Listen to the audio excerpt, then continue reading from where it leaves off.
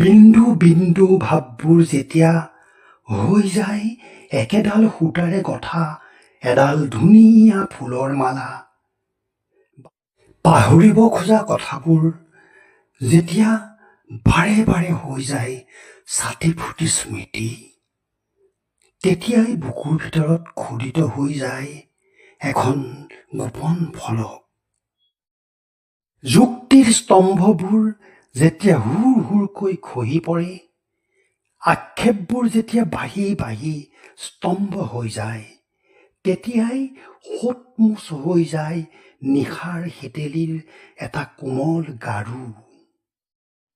প্ৰচলিত নীতি কথাবোৰ যেতিয়া হৈ যায় অসহ্য আত্মপ্ৰবঞ্চনা, মনৰ অসহায় স্থিতিৰ সৈতে যেতিয়া বাঢ়ি যায় শৰীৰৰ সংঘাত, তেতিয়াই প্ৰতিষ্ঠা হয় জীৱনৰ সত্য।